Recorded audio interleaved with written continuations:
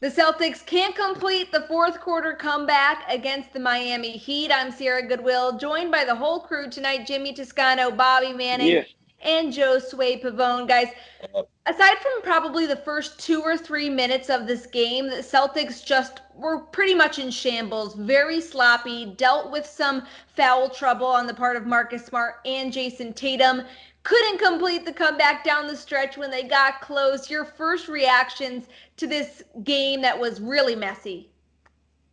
The Miami Heat was a team that looked like they wanted it more than the Celtics from the very beginning, and they just kept that same energy throughout. It just really showed how good they can be defensively.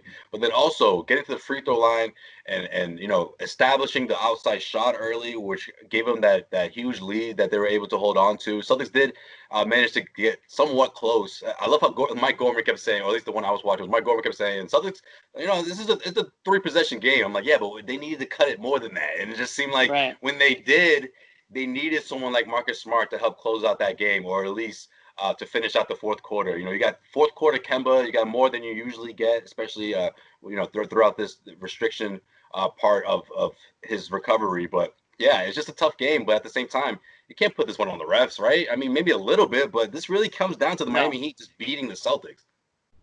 Yeah, and the Celtics had to stay more composed through those calls. Hayward Yeah. was losing his mind after the charge call. Tatum's the big one. I mean, that gets in his head when there are multiple bad calls against him, and he had 5 fouls in this game.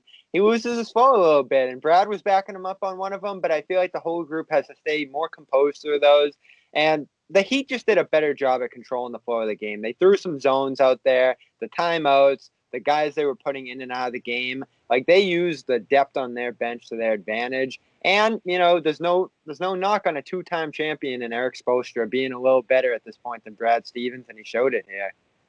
Yeah, I think you nailed it. I mean, they really showed their depth tonight because they were without Jimmy Butler, and you really couldn't even tell. I mean, this is a team that had to had to fill in for their best player, and they were still deeper than the Celtics were, Yeah. even having to do that. So their bench depth, their height, both of those things were on display, and they got onto that early lead, and they were able to play better ahead than the Celtics were able to play from behind. The Celtics were playing from ahead a majority of that game against the Blazers, so you've seen a different style of play there, probably maybe a little cockier and maybe a little bit more attitude. And then obviously they fell asleep for that short stretch against the Blazers. But tonight, they went down from the start and they just didn't have that fire.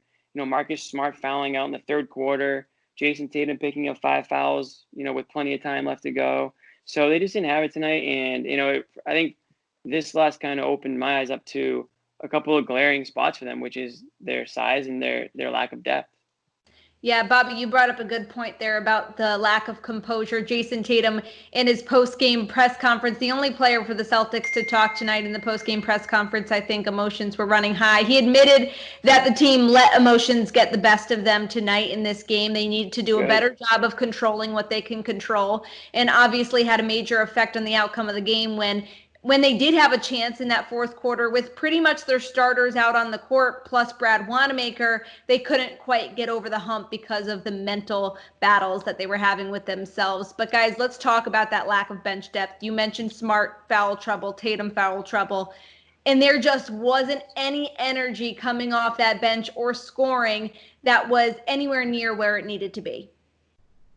Yeah, and I think that's what scares you the most, right? Because you've seen so many the last, let's say, 2-3 years. Something's always had those bench guys that are just come in and give you energy, whether it was Marcus Morris or Terry Rozier. And Marcus Smart is still that guy, that anchor. We saw a little bit flashes of it in Grant Williams, in my opinion, but Grant Williams was pretty much non-existent in this one. He just had a really tough matchup, and again, it sort of brings back to Jimmy's point in sense of lack of size.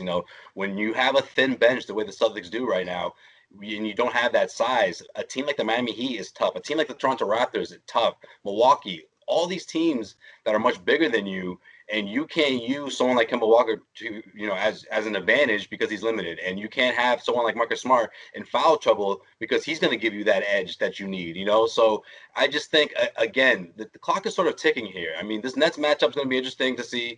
Maybe a Langford or a Robert Williams can give you some sort of effort that'll make you think that they could crack a 6-7 minute appearance, at least from here into the playoffs, Bobby. I mean, we need to see something from these guys. I'm not saying throw them into the fire during the postseason, but isn't that what these games are for, especially a team like the Brooklyn Nets?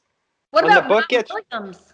The hype was Oh. there leading up to What's to that? the start. What about Rob Williams? Where has he been? I mean, when you We're between not sure. Cantor and Tice, He may have left the bubble. if you're Brad Stevens, it's like, well, what am I going to get from Robert Williams if these two? You know what I mean? Like between the rebounding and the defense, which I think Tice has been doing a really good job setting picks. I mean, when he does need that help up front, I still don't have confidence in Robert Williams if I'm Brad Stevens. Tomorrow against the Brooklyn Nets, that's where you see someone like Robert Williams eat up, I don't know, 20 minutes. I'm hoping. Yeah, for sure. Because they're going to sit Kemba tomorrow anyway, as we heard. So I think it'll be kind of more of a game where those guys get some more opportunity. But when the book's written on this season, I think we're going to look back on it and say their bench relied too much on young, unproven talent. And we're talking about it every single game on here. What did we do the whole lead up going into here? Could it be Romeo? Could it be Grant? I mean, every single one of those guys is so young, so unproven, so inexperienced. It's almost unrealistic to think that they could be major impactful pieces off here. Like, I think Grant's had a pretty good rookie year, but he's going to have bad matchups, bad games like the last two, where he's just a zero. And then all of a sudden you're looking in a different direction. Rob not being a play at all, Sierra, like, I'm glad you bring him up. We talked so much about him. We had a hit set. How stupid do we look not being able to see him at all in this? Like, he's just out of the rotation. Hey, it's been 3 games, man. We still got plenty of time here. Do we, though? Do we really have plenty of time? I mean, not plenty, but Robert Williams is going to get his shot. And if he proves himself, then he proves himself. He'll get, minutes off the bench. But also, we have to remember, Brad Stevens, okay, the best 5 players on the Celtics right now, if Kemba Walker is at full strength, right, they're all going to clock in over 30 minutes. I mean, that's sort of been Brad Stevens' thing with this team, and it's not going to change in the postseason. We're talking an 8-man rotation regardless. We're talking Marcus Smart, Cantor coming off the bench, and a Shemi. So that 9th spot is up for grabs, but, it's not going to be someone that's going to grab 20 minutes. Here's the problem, though, and I've said the scenario a million times. Cantor, yeah. Cantor, Smart, and Shemi. What if Tice gets in foul trouble? All of a sudden, you're searching for a 5 and a guy That's behind. the problem. Like, it's going to be bad when this team gets into foul trouble. Yeah. Well, we saw it.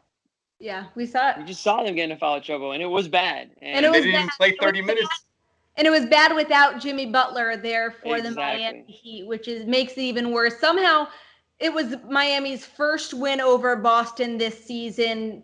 Celtics had beaten them twice before the hiatus. So we'll see if the Celtics can kind of continue to ramp this thing up over their next, five regular season games. Brad Stevens again in the post-game press conference saying that by the time playoffs roll around, Kemba Walker will be up to full speed, his regular minutes. So I guess they're just waiting to put it all together when it really matters. But we'll continue to have you covered with all of your Celtics content on our website at clnsmedia.com and on our YouTube channel at Celtics All Access.